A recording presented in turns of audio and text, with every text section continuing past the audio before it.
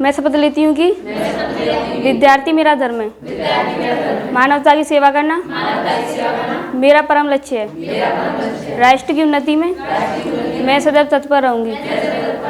अपने कर्तव्य मार्ग पर आगे बढ़ते हुए एक स्वच्छ, सुंदर तथा भ्रष्टाचार मुक्त मैं भारत का निर्माण करूँगी। जय हिंद। आज हम लोग पढ़ेंगे द्वितीय चरण का जो है, एक तो सविनय अवज्ञा आंदोलन, और उससे पहले लंदन में एक सम्मेलन चल रहा था। कौन सा सम्मेलन? गोलमेज सम्मेलन। तो गोलमेज सम्मेलन हम लोगों ने पहला गोलमेज सम्मेलन पढ़ लिया था। पहला गोलमेज सम्मेलन और सविनय अवज्ञा आंदोलन प्रथम चरण का पढ़ लिए थे। अब आज हम लोग अध्ययन करेंगे द्वितीय गोलमेज सम्मेलन। आज जो हमारा अध्ययन का टॉपिक होगा सेकंड फेज का जो है गोलमेज सम्मेलन, ठीक है, गोलमेज सम्मेलन। और जो है इसके बाद शुरू होगा सेकंड फेज का सविनय अवज्ञा आंदोलन। इसके बाद में शुरू होगा सेकंड फेज का सविनय अवज्ञा आंदोलन। एक प्रश्न तो यहीं से तुम्हारा तैयार हो जाता है, ठीक, इसमें सीरियल लगाने के लिए आ जाता है, ठीक। और इसके बाद में होगा आपका सविनय अवज्ञा आंदोलन के बाद में होगा सांप्रदायिक पंचाट, सांप्रदायिक पंचाट, सांप्रदायिक पंचाट या कम्युनल अवार्ड भी कहते हैं, ठीक है। ये अध्ययन करेंगे पहले नंबर पे, ये दूसरे पे, तीसरे पे, और चौथे नंबर पे हम लोग अध्ययन करेंगे पूना पैक्ट, पूना समझौता या पूना पैक्ट का अध्ययन करेंगे। और इसके बाद में पाँचवें नंबर पढ़ेंगे तीसरा गोलमेज सम्मेलन, ठीक है, तीसरा गोलमेज सम्मेलन। तो इस तरीके से ये क्रम है, इस क्रम में प्रश्न आते रहते हैं। ये दे देगा, इनको क्रम से लगाइए, तो ये क्रम बिल्कुल आपका एक प्रश्न यहाँ से तैयार हो गया। मतलब इसके पहले तो पहला गोलमेज सम्मेलन होगा, फिर उसके बाद में क्या होगा? सविनय अवज्ञा आंदोलन। सविनय अवज्ञा आंदोलन चल ही रहा था जो है, उसके बाद में पहला जो है क्या हुआ है? गोलमेज सम्मेलन। फिर उसके बाद में हुआ है गांधी इरविन समझौता, और गांधी इरविन समझौता हुआ, फिर जो है हुआ द्वितीय गोलमेज सम्मेलन। तो ऐसे क्रम बनेगा। यानी सविनय अवज्ञा आंदोलन प्रारंभ हो गया है, सविनय अवज्ञा आंदोलन प्रथम चरण का प्रारंभ हो गया है। फिर उसके बाद में गांधी जी ने जो है गांधी इरविन मतलब प्रथम चरण का गोलमेज सम्मेलन हुआ। सविनय अवज्ञा आंदोलन प्रथम चरण का गोलमेज सम्मेलन, फिर गांधी और इरविन समझौता, फिर उसके बाद में दूसरा गोलमेज सम्मेलन होता है। गांधी इरविन समझौते में ही तो बात होती है कि जो गांधी जी को हमको कहाँ लेकर जाना है? लंदन लेके जाना है, ठीक। तो इसीलिए द्वितीय गोलमेज सम्मेलन उसके बाद में जो है आयोजित होता है। तो इसमें गांधी जी जाते हैं, जैसा कि तो अब हम लोग जो है विश्व के नक्शे में जो है देखेंगे किस तरीके से लंदन पहुंचते हैं गांधी जी हमारे।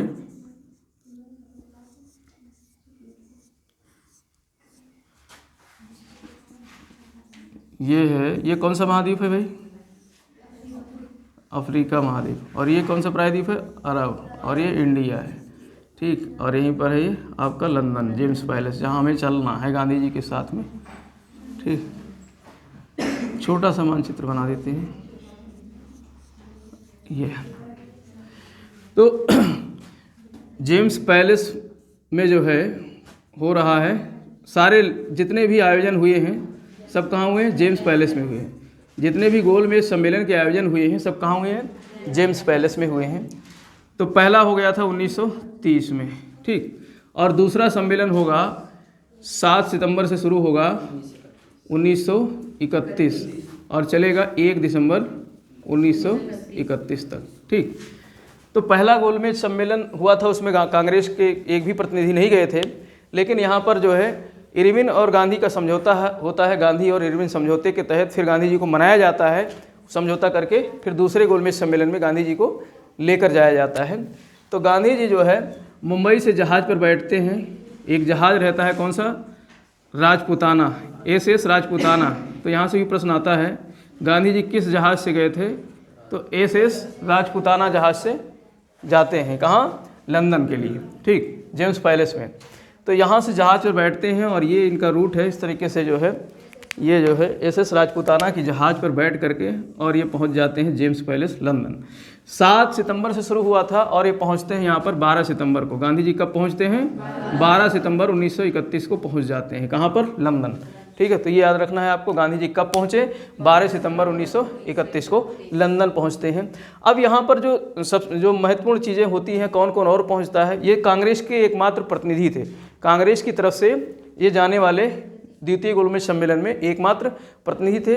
लेकिन इसके अलावा व्यक्तिगत खर्चे पर 2 महिलाएं गई थी, कांग्रेस की तरफ से नहीं गई थी, वो व्यक्तिगत खर्चे पर गई थी, लेकिन वो थी कांग्रेस से ही। सरोजनी नायडू और एनी बेसेंट। कौन गई थी? सरोजनी नायडू गई थी और गई थी एनी बेसेंट। ठीक, तो ये लोग भी कांग्रेसी थी, लेकिन ये लोग अपने खर्चे पे गई थी। कहीं चलो देखते हैं जो है क्या तमाशा होता है लंदन में, तो ये लोग अपने खर्चे पे गई थी।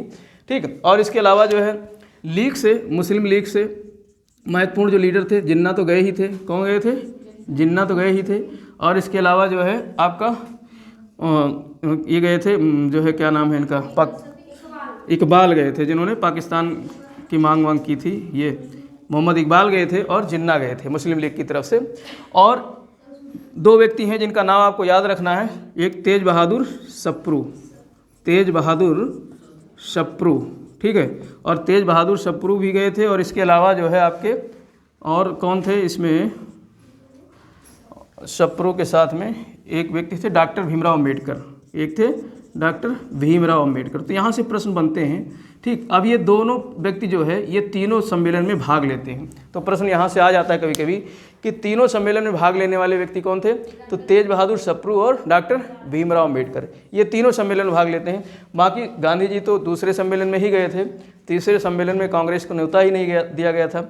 और मुस्लिम लीग के जिन्ना ये प्रथम और द्वितीय में गए थे, और इनके साथ दोबारा ये मतलब इकबाल जाते हैं, पहली बार जाते हैं। ठीक है, और सरोजनी नायडू और एनी बेसेंट अपने खर्चे पे गए थे। तो इस समय 31 प्रतिनिधि यहाँ पर भाग लेते हैं। कितने? 31 प्रतिनिधि। कभी कभी प्रश्न पूछ लेता है। और इसके पहले वाले सम्मेलन में कितने प्रतिनिधि भाग लिए थे? 89। प्रथम सम्मेलन में 89 प्रतिनिधि। तो सबसे अधिक प्रतिनिधि भाग लिए थे किसमें? प्रथम सम्मेलन में। दूसरे सम्मेलन में 31 प्रतिनिधि भाग लेते हैं, जिसमें जो है ये इनका एक मुख्य जो है एक चार्ट है, जिसके माध्यम से देख सकते हैं कि कौन कौन गए थे। तो गांधी जी गए थे कौन से जहाज़ पे बैठ करके? SS राजपूताना। कहाँ से गए थे? मुंबई से। मुंबई से गए थे SS राजपूताना जहाज़ पर बैठ करके, पानी के जहाज़ पर। और पहुँचे कहाँ थे? जेम्स पैलेस में। और रात में रुके भी यहीं थे। कहाँ रुके थे? जेम्स पैलेस में ही नाइट हाल्ट करते थे। यहाँ से भी प्रश्न आया हुआ है, नाइट हाल्ट यानी रात में कहाँ रुकते थे? जेम्स पैलेस में रुकते थे। ठीक, और इसमें वायसराय जो था वो विलिंगटन था। कौन था? वायसराय अब बदल गया है, कौन हो गया है? विलिंगटन हो गया है। तो ये भी याद रखना आप, विलिंगटन। वायसराय अब कौन है? विलिंगटन है। ठीक है, और सम्राट जॉर्ज पंचम ही सम्राट कौन है? जॉर्ज पंचम है। और इसके अलावा प्रधानमंत्री कौन है? मैकडोनल्ड है, रैमजे मैकडोनल्ड है। ठीक, तो ये रहेंगे। तो इस तरीके से ये तो हो गया कुछ बेसिक जानकारी कहाँ से संबंधित। आप लंदन में हो और लंदन में इतने लोग बैठे हुए हैं, इनके सामने चल रहा है क्या? गोलमेज सम्मेलन। और कौन सा गोलमेज सम्मेलन है? दूसरा गोलमेज सम्मेलन। प्रमुख बातें क्या है कि 7 सितंबर से शुरू होता है और 1 दिसंबर तक चलता है। और 12 सितंबर 1931 को गांधी जी लंदन पहुंचते हैं। ठीक, और यहाँ पर जो है भाग लेते हैं। और जहाज़ जो था वो राजपूताना जहाज़ से गए थे। ये प्रश्न आया हुआ है, इसलिए जहाज़ का नाम मैंने लिख दिया। अब इसके बाद में यहाँ पर जो मांगे की गई, जो यहाँ पर इन लोगों ने जो मांगे की, इनकी वही पुरानी मांगे थी। जैसे अम्बेडकर जी क्या मांग रहे थे? दलितों के लिए अलग से निर्वाचक मंडल की। ठीक है, तो दलितों के लिए अलग से, और मुस्लिम लीग अपना ये मांग कर रहा था कि जो हमारा अलग से निर्वाचक मंडल है उसको बरकरार रखा जाए। और इसके अलावा यहाँ पर जो है एंग्लो इंडियंस जिनको 1919 में जो है पृथक निर्वाचक मंडल दिया गया था, यूरोपियंस, एंग्लो इंडियंस, ठीक है, ये सब अपने निर्वाचक मंडल को बरकरार रखने के लिए यहाँ वार्तालाप कर रहे थे। अब चूंकि गांधी जी गए थे तो गांधी जी को इन बातों को लेकर के जो है नाराज़गी हो गई। गांधी जी इन बात कहते थे कि भाई चलो, अभी तक तो इन्होंने जो है एक धर्म के आधार पर मुसलमानों को दिया पृथक आरक्षण, पृथक मतलब आरक्षण नहीं, पृथक जो है क्या दिया था? निर्वाचन मंडल ही बना दिया था, सिर्फ उसी मतलब उस कैटेगरी का व्यक्ति उसी कैटेगरी के लोगों को चुनेंगे। तो ये एक व्यवस्था थी जो मतलब धर्म के आधार पे बांटी गई थी या फिर रंग के आधार पे, एंग्लो इंडियंस थे, यूरोपियंस थे, इस तरीके से बांटी गई थी। लेकिन अंबेडकर जी अड़े हुए थे किस बात को लेकर के कि दलितों को भी दिया जाए। तो वो कहते थे दलित हिंदू से अलग थोड़े नहीं है, हिंदू में ही आते हैं, लेकिन मतलब इसकी व्यवस्था ये निकालनी चाहिए कि सीटों का आरक्षण किया जाना चाहिए, ना कि अलग से निर्वाचक मंडल दिया जाना चाहिए। तो इस तरीके से गांधी जी जो है यहाँ से नाराज़ हो जाते हैं और इसी सांप्रदायिक मामले को लेकर के जो सांप्रदायिकता के कारण ही गांधी जी अपना यहाँ से वापस चले जाते हैं बिना किसी, तो ये इसका जो रिजल्ट आता है कोई किसी भी नतीजे पे नहीं पहुँचता है। द्वितीय सम्मेलन, गोलमेज सम्मेलन किसी भी नतीजे पे नहीं पहुँचता और गांधी जी वहाँ से वापस लौट आते हैं। तो इस तरीके से 1 दिसंबर को ये सम्मेलन क्या हो जाता है, बिना किसी नतीजे पे जाए हुए क्या हो जाता है, ख़त्म हो जाता है। अब गांधी जी वहाँ से जहाज़ पे लौट सवार होते हैं, इटली का एक जहाज़ था, ठीक है। तो इटली के जहाज़ से बैठते हैं, उस जहाज़ का नाम था क्या नाम था, बेसंटियाना, ठीक है। अभी ये प्रश्न नहीं आया है, संटिया गए होंगे, तो ये ऐसे याद रखना कि गांधी जी संटिया गए थे। तो लंदन से भाई कैसे संटियाए, भाई मूड ख़राब हो गया था, उनकी बातें नहीं मानी गई, तो संटिया गए और वहाँ से बेसंटियाना जहाज़ पे बैठे इटली के, और फिर वापस कहाँ आ गए, मुंबई आ गए, ठीक है। तो ये 1 दिसंबर को चले थे और ये वापस आ गए यहाँ पर 24 दिसंबर को। कब आ गए, 24 दिसंबर 1931 को वापस आ गए, ठीक है। तो मुंबई पहुंचते हैं, फिर यहाँ की जनता को संबोधित करते हैं। भीड़ इकट्ठी हुई थी, माला वाला लेकर के गांधी जी कुछ लेकर आए होंगे, भैया सम्मेलन में गए थे। तो कहते हैं मैं खाली हाथ वापस ज़रूर आया हूँ, लेकिन अपने देश की इज्जत का बट्टा जो है बेचकर नहीं आया हूँ। देश की इज्जत जो थी उसको मैं बचा करके बरकरार रख करके आया हूँ, ठीक है। तो ऐसा अपने देशवासियों को संबोधित करते हुए कहते हैं गांधी जी। कब, जब लौट करके आए थे, कहाँ, गोलमेज सम्मेलन से, द्वितीय गोलमेज सम्मेलन से जब लौट करके आए, तो इन्होंने अपने देशवासियों को संबोधित करते हुए कहा कि अपने देश की आन बान शान इज्जत को नहीं बेचने दिया, बरकरार रखा, और मैं खाली हाथ जरूर लौट करके आया हूँ, लेकिन देश की शान को बचा कर रखा हूँ, ठीक। तो इस तरीके से यहाँ पर आने के बाद ही इन्होंने जो है 4 जनवरी 1932 से शुरू कर दिया अपना सविनय अवज्ञा आंदोलन, ठीक। तो दूसरा टॉपिक हमारा क्या है, सविनय अवज्ञा आंदोलन। तो सविनय अवज्ञा आंदोलन कब शुरू कर देते हैं, 4 जनवरी से। 4 जनवरी 1932 से शुरू हो जाता है। क्या शुरू हो जाता है, सविनय अवज्ञा आंदोलन दूसरे चरण का, जो कि चलेगा कब तक, ये जो है आपका 1934 तक चलेगा, ठीक है। तो 1934 तक चलेगा, लेकिन इस समय वेलिंगटन वायसराय था। ये जो है, जो पहला, इसके पहले कौन था वायसराय, इरविन था।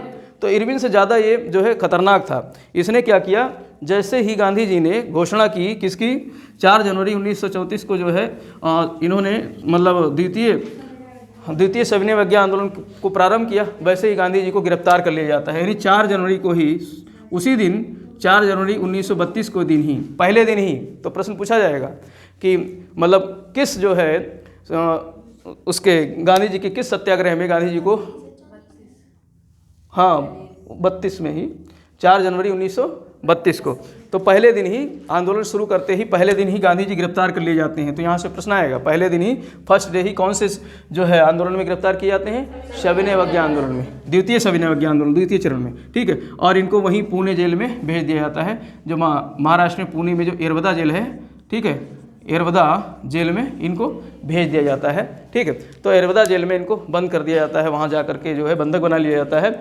और इसके अलावा जो है भाई डिमांड तो वही थी, टैक्स नहीं देना है, कर नहीं देना है, जगह जगह जो है आंदोलन करना है। भाई नमक वमक का तो चलो खैर जो है गांधी इरविन समझौते में जो है नमक बनाने की आज़ादी मिल गई थी, लेकिन कर और लगान इस चीज़ की जो है नेहरू जी उधर जो है अपने संयुक्त प्रांत से कर नहीं देने, लगान नहीं देने का जो है वहाँ पर आंदोलन चला रहे थे।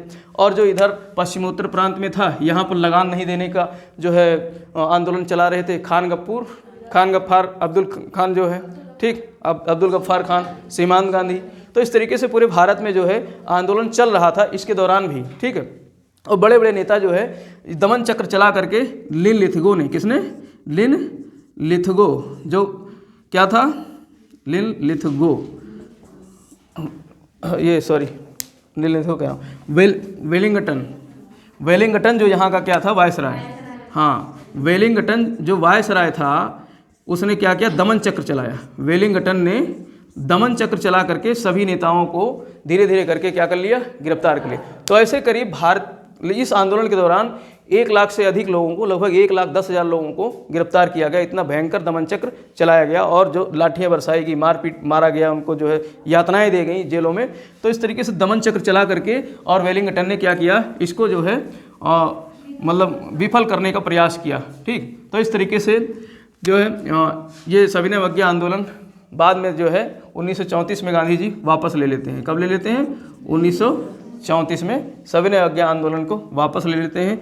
और गांधी जी जो है अपना इस समय इसके बाद में हरिजन उत्थान कार्यों में लग गए। किसमें, हरिजन उत्थान कार्यों में लग गए। ठीक है, तो लेकिन इस दौरान बीच में एक जो है सांप्रदायिक पंचाट जारी होता है। जो मैकडोनल्ड था, कौन था वहाँ का पीएम, मैकडोनल्ड, रैमजे मैकडोनल्ड था। ठीक, तो रैमजे मैकडोनल्ड ने क्या किया था, जो वहाँ पर चूंकि कोई निर्णय तो हुआ नहीं था, तो लेकिन इधर सभी लोग मांग कर रहे थे किस चीज़ की, जो है निर्वाचक मंडलों की, अपना जो है अम्बेडकर जी भी मांग कर रहे थे। तो उसी को आधार बनाते हुए मैकडोनल्ड ने एक जो है सांप्रदायिक पंचाट जारी कर दिया। क्या जारी कर दिया, सांप्रदायिक पंचाट, कम्युनल अवार्ड, इसको कहा गया है कम्युनल अवार्ड।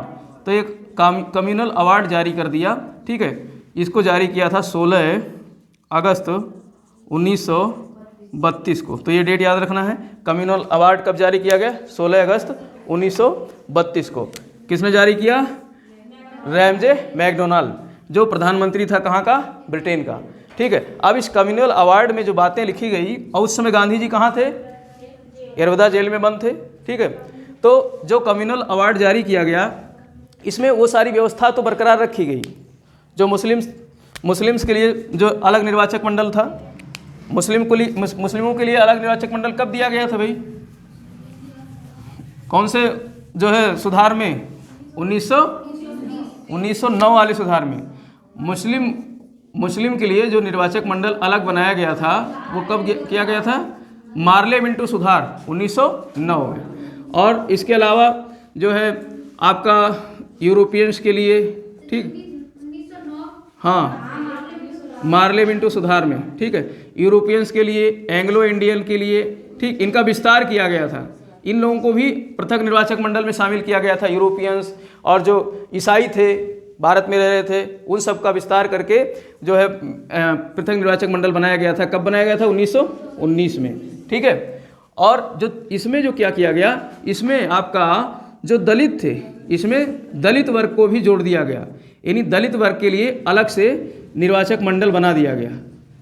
तो ये कब बनाया गया निर्वाचक मंडल अलग से दलित के लिए, सांप्रदायिक पंचाट के तहत 16 अगस्त 1932 को। तो ये समय याद रखना, यानी दलित वर्ग के लिए अलग से निर्वाचक मंडल बना दिया गया जो है कम्युनल अवार्ड के तहत। तो इसको कम्युनल अवार्ड इसीलिए कहा जाता है, सांप्रदायिक पंचायत इसीलिए कहा जाता है क्योंकि इसमें अलग अलग, और इसके अलावा जो है इसी में जो है आपका मजदूरों को, श्रमिकों को जोड़ दिया गया। उनके लिए भी अलग से, देखो कितना बांट रहे थे, श्रमिकों को अलग, उनके लिए अलग से व्यवस्था कर दी गई, और जमींदारों के लिए अलग से व्यवस्था कर दी गई। ठीक है, और इसके अलावा जो व्यापारी थे, व्यापारी के लिए अलग से निर्वाचक मंडल बना दिया गया। ठीक है, इसी प्रकार से मतलब जितने भी वाणिज्य व्यापार इससे संबंधित जितने भी लोग थे, सबके लिए अलग निर्वाचक मंडल की व्यवस्था कर दी गई। ठीक, अलग निर्वाचक मंडल की व्यवस्था कर दी गई, अर्थात इसी वर्ग से व्यक्ति चुनाव लड़ेगा और वोट भी कौन करेगा, इसी वर्ग से। जैसे कोई श्रमिक व्यक्ति है, काम मजदूर है, श्रमिक है, तो वो खुद खड़ा होगा और उसी वर्ग के लोग उसको वोट देंगे और जीत कर आएगा। दलित वर्ग में जो दलित लोग हैं उनको जो है दलित वर्ग ही चुनेंगे और दलित वर्ग के लोग ही जो है उसमें खड़े होंगे। तो इस तरीके से इसको इसीलिए क्या कहा गया, कम्युनल अवार्ड। भारत को एक तरीके से मतलब सभी जातियों को, सभी धर्मों को एक दूसरे से बांटने का प्रयास किसने किया, रैमजे मैकडोनल्ड ने। ठीक है, तो ये एक तरीके से विभाजनकारी शक्तियां थी जो भारत को विभाजित करने का प्रयास किया गया। अब इसमें जिन्ना वगैरह इन सब का भी योगदान था। अंबेडकर जी भी जो है हालांकि जो है वो अपने समाज के लिए अच्छा कर रहे थे, लेकिन कुल मिलाकर के उस समय की परिस्थितियां जो थी, हमको एकजुट रहने की आवश्यकता थी। लेकिन इस कम्युनल अवार्ड का स्वागत किया गया जो है इन लोगों ने, मुस्लिम लीग के सदस्यों ने, दलित वर्ग के नेता डॉक्टर अम्बेडकर, भीमराव अम्बेडकर जी ने, इन सब ने, क्योंकि इन लोगों की मांग थी कहाँ पर, गोलमेज सम्मेलन में। तो इसी को क्या कहा गया, कम्युनल अवार्ड। अब कम्युनल अवार्ड दे तो दिया गया, गांधी जी बेचारे एरोदा जेल में थे, उनको पता चला, तो वो जो है वहाँ पर आमरण अनशन करते हैं। 20 सितंबर को आमरण अनशन पर बैठ जाते हैं, 20 सितंबर 1932 को आमरण अनशन। आमरण अनशन का मतलब अब जो है उनका कार्बोहाइड्रेट और वसा खत्म होगा, अब प्रोटीन से उनकी एनर्जी मिलने वाली है। ठीक है, तो हर सब्जेक्ट को एक दूसरे से जोड़ना सीखो। आमरण अनशन बताया ना कि आमरण अनशन पर बैठने वाला व्यक्ति, उसको एनर्जी कहाँ से मिलेगी, प्रोटीन से। तो जैसे ही गांधी जी आमरण अनशन बैठते हैं, एक दिन 2 दिन, तो पहले दिन तो कार्बोहाइड्रेट से एनर्जी मिलेगी। आमरण अनशन मतलब खाना कुछ खाना नहीं है, ना पानी पीना है, ना कुछ नहीं खाना पीना है, एकदम बंद सब कुछ। आमरण अनशन का मतलब होता है मरने तक अनशन करना, बिल्कुल सारा खाना पीना त्याग देना। ठीक है, तो इसको बोलते हैं, ये इनका पहला आमरण अनशन था गांधी जी का। ये पूना पैक्ट को, ये इसको क्या नाम है, सांप्रदायिक पंचायत को लेकर के इनका पहला आमरण अनशन था। तो गांधी जी आमरण अनशन पर बैठ जाते हैं 20 सितंबर 1932 को। कहाँ पर, पूना में, पुणे के एरोदा जेल में। तो एरोदा जेल में बैठ जाते हैं। अब भाई जो है 2-3 दिन बीता, गांधी जी थरथराने लगे बेचारे, जो है भाई पानी नहीं पी रहे, खाना नहीं खा रहे हैं। तो नेता सब जो थे वो परेशान हुए। तो नेताओं ने फिर जो है अंबेडकर जी को मनाया कि भैया, और अंबेडकर जी भी जो है नहीं चाहते थे कि ये इतना बड़ा लीडर जो है हमारी वजह से जो है प्राण त्याग दे। तो फिर इन लोगों को मनाया गया। तो 24 सितंबर को गांधी जी और जो है अंबेडकर जी के साथ में एक पैक्ट होता है। कब होता है, 24 सितंबर 1932 को, जिसमें मदन मोहन मालवीय जी का योगदान था। किसका, मदन मोहन मालवीय जी का योगदान था, डॉक्टर राजेंद्र प्रसाद का योगदान था। ठीक है, और इसके अलावा आपका पुरुषोत्तम दास टंडन जी का योगदान था, पुरुषोत्तम दास टंडन जी का योगदान था, और सी राजगोपालाचारी जी का। ठीक, तो ये 4 लोग ऐसे नाम हैं, राजगोपालाचारी। तो ये 4 ऐसे नाम हैं जिन लोगों ने अंबेडकर जी को मनाया गांधी जी से क्या करने के लिए, पूना पैक्ट करने के लिए। पूना पैक्ट मतलब पूनी समझौता, एक समझौता जो कहाँ किया जाएगा, पूना के एरोदा जेल में। तो इसीलिए इसको कहा गया पूना पैक्ट। और इस समझौते में मीडिएटर कौन थे, मदन मोहन मालवीय जी थे, डॉक्टर राजेंद्र प्रसाद थे जो बाद में भारत के प्रथम राष्ट्रपति बनते हैं, पुरुषोत्तम दास थे, और सी राजगोपालाचारी थे जो भारत के पहले और आखिरी वायसराय, या जो है वायसराय को क्या कहा जाता था, भारत का गवर्नर जनरल। ठीक है, तो भारत का पहला भारतीय व्यक्ति और आखिरी भारतीय व्यक्ति गवर्नर जनरल कौन बनता है, सी राजगोपालाचारी। तो इन लोगों की जो है कोशिश से क्या होता है, पूना पैक्ट होता है। अब वहाँ पर जो है अंबेडकर जी आते हैं तो काफ़ी बहस होती है। अंबेडकर जी कहते हैं, अपना पक्ष रखते हैं, भाई हमें ही क्यों बुलाया गया, सिर्फ हमारे दलित वर्ग के लिए अलग निर्वाचन मंडल को निरस्त करने के लिए, बल्कि मुस्लिम को लीग को भी बुलाओ, सबको बुलाओ, क्योंकि सबको अलग अलग दिया गया है। लेकिन गांधी जी एक बात को लेकर अड़ गए थे कि भाई तुम हिंदू हो और हमारे ही जाति धर्म से हो, तो उसके बाद जो है क्यों इस तरीके से आप इस चीज़ का कम्युनल अवार्ड का स्वागत कर रहे हो। तो अम्बेडकर जी ने बहुत जो है अपना एनालिसिस किया, फिर उन्होंने इस पर जो है समझौता किया। तो ये पूना पैक्ट कहलाता है। अब गांधी जी की तरफ से जो मदन मोहन मालवीय ने जो है साइन किया, किसने किया, मदन मोहन, यहाँ से प्रश्न कई बार आ चुका है। तो गांधी जी की तरफ से किसने साइन किया था उस समझौते पर, मदन मोहन मालवीय जी ने। तो गांधी जी की तरफ से मदन मोहन मालवीय जी ने साइन किया था। और इसके अलावा जो है अंबेडकर जी ने दूसरी तरफ से दलित वर्ग से किसने साइन किया था, अंबेडकर जी ने। गांधी जी स्वयं तो जेल में थे, तो गांधी जी से समझौता हुआ, लेकिन गांधी जी ने कहा मदन मोहन मालवीय जी का साइन ही मान लिया जाएगा, कोई दिक्कत नहीं। तो इसके अलावा चूँकि इनका पहले नंबर पे साइन होता है, तो इनसे प्रश्न भी पूछ लिए जाते हैं। इनके अलावा इन सब लोगों ने, डॉक्टर राजेंद्र प्रसाद, पुरुषोत्तम दास, राजगोपालाचारी, सब लोगों ने उस पर सिग्नेचर किए। ठीक है, और राजगोपालाचारी जब सिग्नेचर कर रहे थे तो उन्होंने अंबेडकर जी से कलम को बदल लिया। तो प्रश्न यहाँ से भी आया है कि किसने जो है पूना पैक्ट में अपने कलम का अदला बदली की थी अंबेडकर जी से। तो सी राजगोपालाचारी ने दस्तखत करने के बाद में दोनों लोगों से एक कलम बदल लिया, भाईचारा बस शिष्टाचारवश कि चलो हम लोग भाई भाई हैं, तो कलम को क्या कर लिया था, बदल लिया था सी राजगोपालाचारी ने। ठीक है, तो इस तरीके से ये 24 सितंबर 1932 को क्या हो जाता है, पूना पैक्ट हो जाता है। और पूना पैक्ट में अब जब समझौता हुआ है तो ये चीज़ खत्म किया गया, अलग निर्वाचन मंडल को खत्म किया गया। भाई अलग निर्वाचन मंडल में एक विशेष जाति के लोग, विशेष वर्ग के लोग उसमें जो है इलेक्शन में खड़े होंगे, प्रत्याशी बनेंगे, और उन्हीं के वर्ग के लोग क्या करेंगे, उनको वोट देंगे। तो उसको कहा गया है विशेष निर्वाचक मंडल।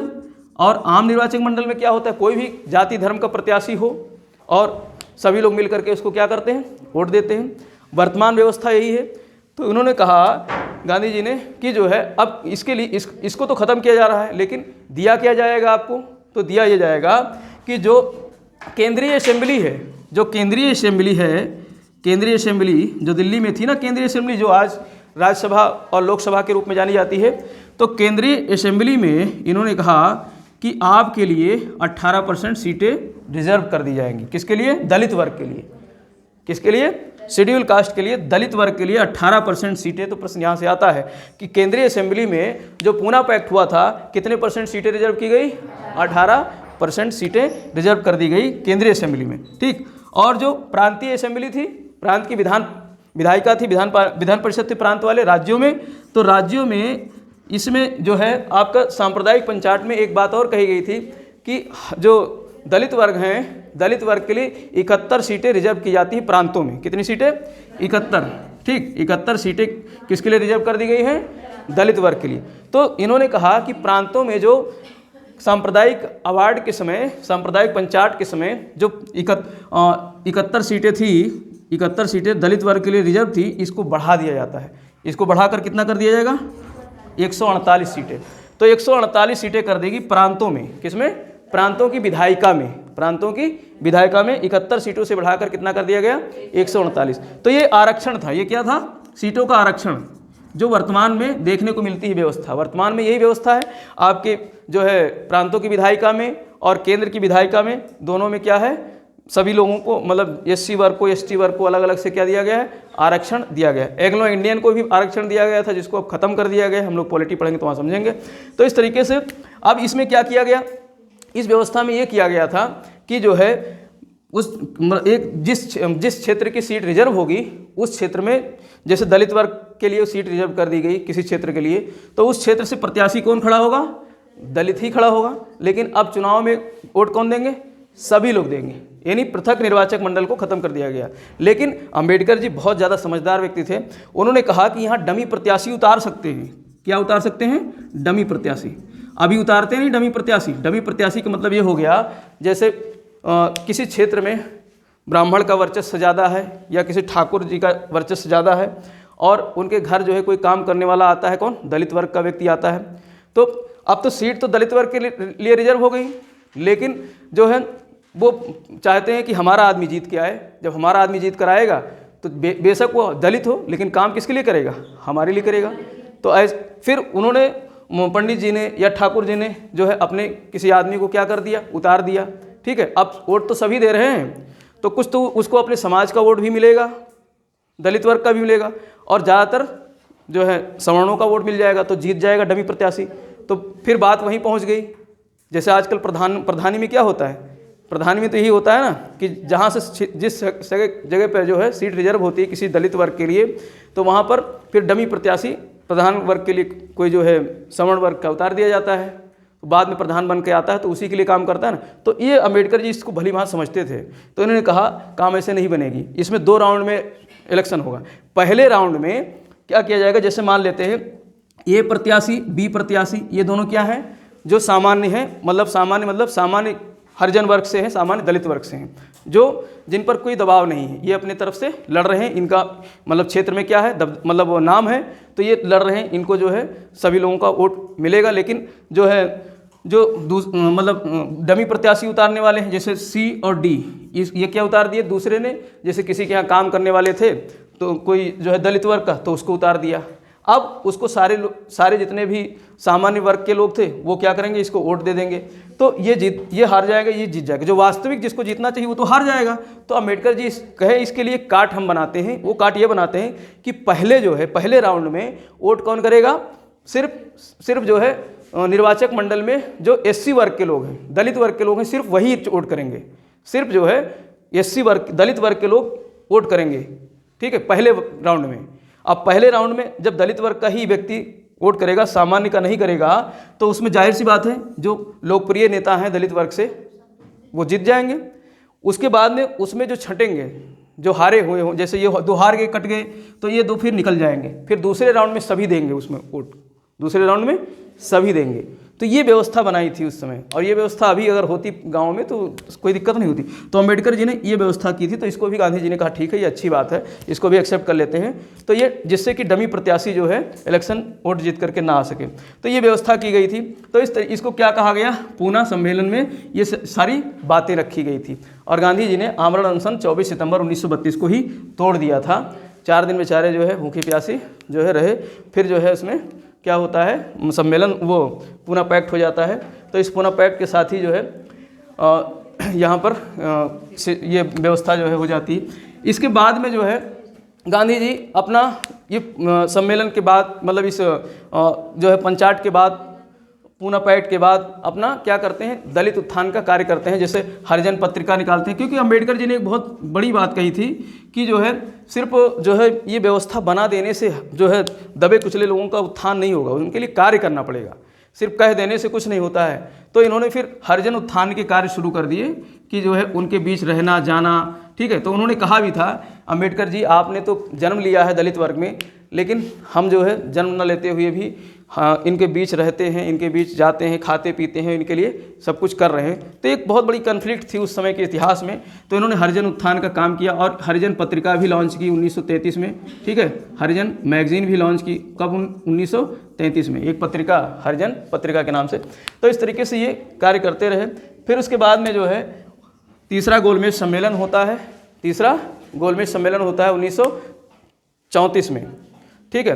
1934 में तीसरा गोलमेज सम्मेलन होता है, नवंबर 1934 से लेकर दिसंबर 1934 तक चलता है। तो इसमें ज़्यादा कुछ नहीं होता है। इसमें जो है भारतीय कांग्रेस वगैरह को, लीग और कांग्रेस को बुलाया ही नहीं जाता है। जो है तीसरे गोलमेज सम्मेलन में कांग्रेस और लीग को आमंत्रित ही नहीं किया जाता है, इनको बुलाया ही नहीं जाता है। लेकिन दलित वर्ग के नेता अम्बेडकर जी पहुँचते हैं और जो है तेज बहादुर सप्रू पहुँचते हैं। तो ये दोनों के नाम आपको याद रखने होंगे कि तीनों गोलमेज सम्मेलन में कौन पहुंचते हैं, तो तेज बहादुर सप्रू और भीमराव अंबेडकर जी पहुंचते हैं तीनों गोलमेज सम्मेलन में। और वहाँ पर कोई निर्णय नहीं होता है, बल्कि ये होता है सारे जितने भी सम्मेलन हुए हैं तीनों सम्मेलनों के बातों को एक जो है पत्र के माध्यम से जारी किया जाता है, जिसको कहा जाता है श्वेत पत्र। जो कुछ भी वहाँ पर तीनों सम्मेलन में बातें हुई, जो भी बिंदु निकल करके आए, तो उनको जो है एक जो है पेपर में लिखा जाता है और उस पेपर को कहा जाता है श्वेत पत्र। क्या कहा गया? श्वेत पत्र। तो श्वेत पत्र जारी किया गया। श्वेत पत्र जारी किसमें किया गया? तीसरे गोलमेज सम्मेलन में, थर्ड गोलमेज सम्मेलन में श्वेत पत्र जारी किया गया।